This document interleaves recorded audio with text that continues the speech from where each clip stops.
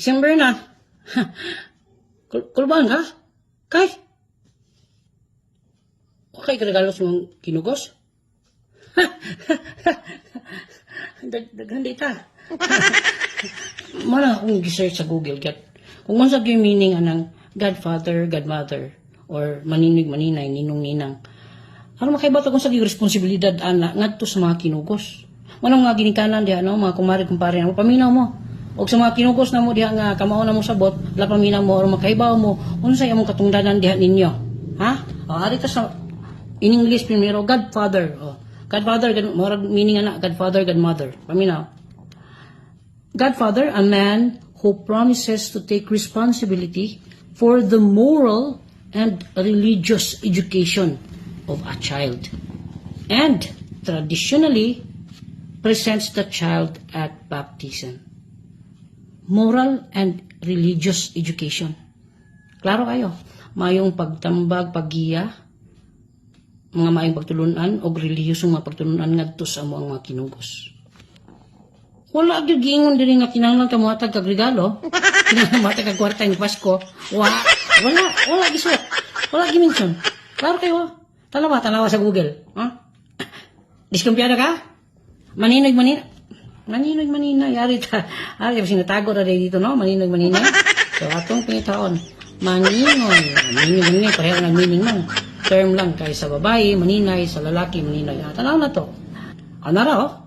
Maninay is a Cebuano term for godfather, godmother. Same lang.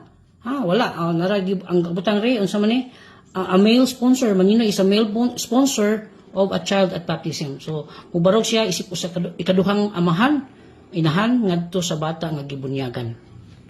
Same lang. Diri sa Tagalog, ha? Ay taas ning meaning sa Tagalog oh. Rules, responsibilities, ayan. Yan, cultural significance. Gifts, oh.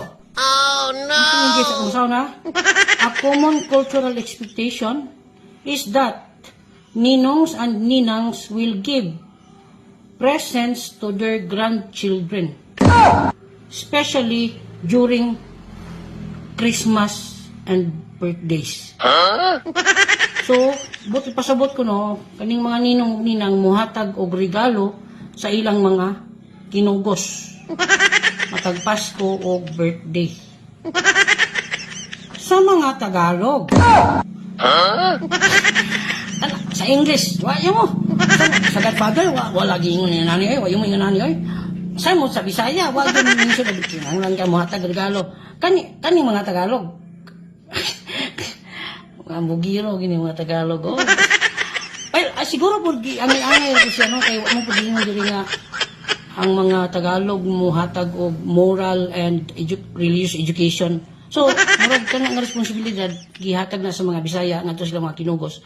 Kay di ba ang mga Bisaya mga buutan maayo muhatag og giya ngadto sa mga katawhan. No?